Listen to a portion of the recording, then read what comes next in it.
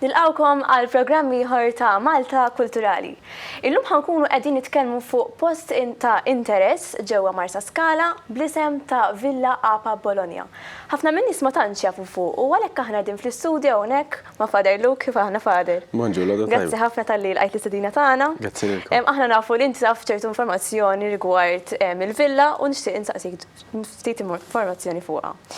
Però rrid nibda billi nsaqsik liema parroċċa tieħu ħsieb u x'irwol għandek fiha. Jiena qiegħed fil-parroċċja ta' Witilajn bħala kappillan issa, kont qed inservi hemmhekk bħala viċi illi issa 8 snin. Huwa l-qalba ħafna f'din il-parroċċja li hija partikolari ħafna għaliex pjuttost żagħżugħa, ħafna żgħażagħ, ħafna familji żgħar, hemm ukoll l-anzjani li issa qegħdin jikbru u li anke jiftakru l-Witilajn ħafna differenti għaliex inbidel ħafna f'qasir żmien, ġifieri f'50 sena pereżempju inbidel ħafna, żdied il-bini, ġew iktar nies, iktar servizzi, iktar attività, ġifieri u l-pajsaġġ huwa sabiħ mal-baħar u hemm anke natura, ġifieri hemm tista' tgħid ftit minn kollox. Issa ħanaddu għal filmat qasir biex naraw il-villa minn ġewwa u naraw iktar informazzjoni fuqha. Naraw flimkien.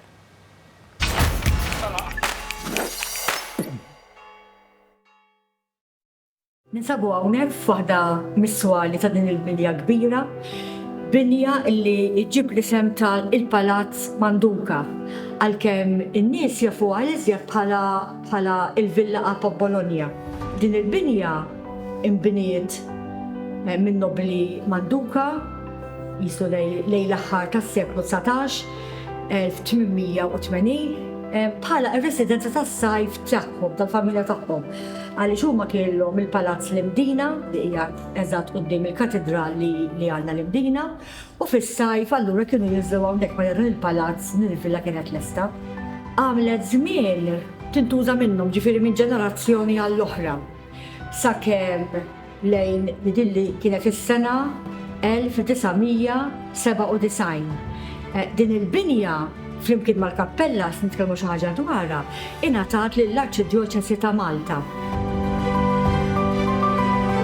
Agatina kienet ċebba u l-aħħar waħda li baqgħet ħajja minn din il-ġenerazzjoni u l-wirt ovvja ġie f'idejha u jiddeċidiet illi din il-villa flimkien mal-kappella tagħtih lill-Kurja ta' Malta, lill-Arċidjoċesi ta' Malta biex tintuża bl-aħjar mod possibbli, ġifieri to the full biex dak li jkun issir ħafna użu minnu.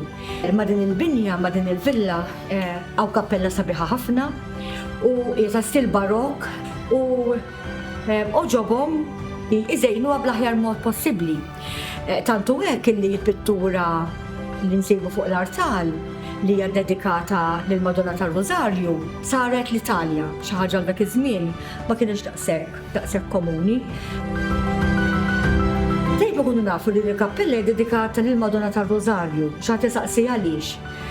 Nafu li Witilajn kien jikkonsisti fi ftit nies joqogħdu hawnhekk u dak li kienu residenti hawnhekk u kienu skali propja, ħafna minnhom kienu sajjieda, l-relation tagħhom kien minn fuq il-baħar. U nafu aħna illi Madonna tar-Rożarju hija protettriċi tas-sajjieda. L-inħawi fejn din il-binja hija sabiħa ħafna. Imma xejn titla fis-solar ta' fuq u iktar fuq il-bejt tagħha tista' tara veduta tant sabiħa. Għal Marsa Scala il-villa ta' Apa Bologna hija landmark u daħlet f'qalb il-poplu li jgħix hawnhekk f'Marsa Scala.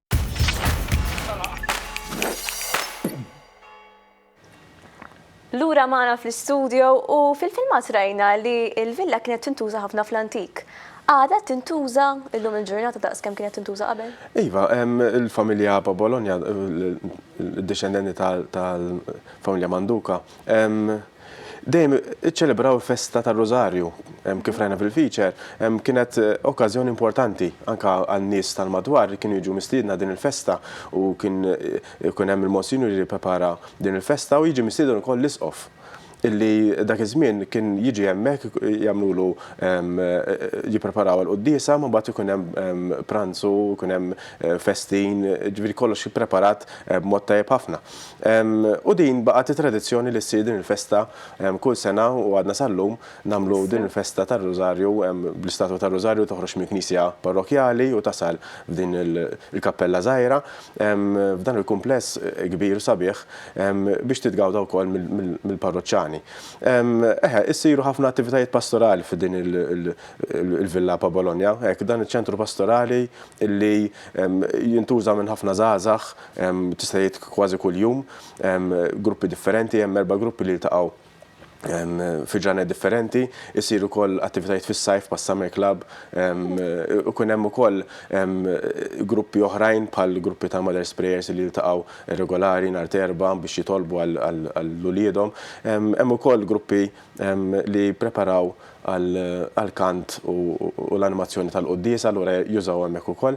U bħalissa qed jintuża wkoll għall-kors ta' Kana, ġifieri il-koppji li qed jippreparaw biex jiżżewġu jiltaqgħu hemmhekk u jieħdu preparazzjoni tagħhom f'dan il-post. Tintuża sew ġifieri. Iva, hemm ħafna attività għaddejja. Naturalment biex titgawda min-nies ta' Witilgħin u nies oħrajn li jagħmlu jipparteċipaw fl-attivitajiet.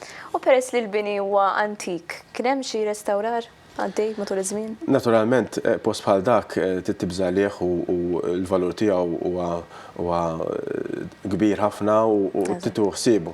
Naturalment, ikun hemm dejjem xogħlijiet ta' manutenzjoni minħabba l-elementi, ġifieri il-bjut indurhom minħabba x-xita.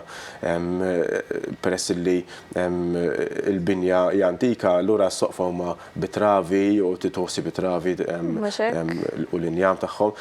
Id-dawl kien dawl antik, allura nbidel biex ikun iktar safe.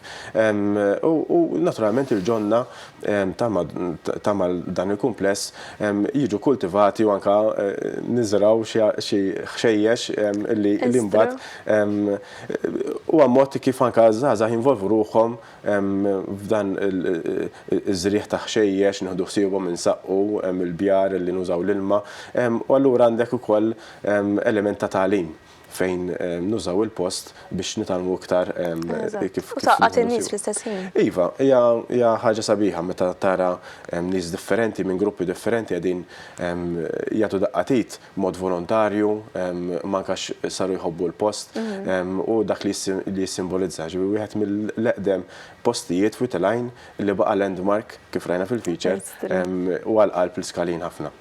U biħsibkom tibqgħu tużawha il-villa jew forsi hemm xi pjanijiet oħra? Dejjem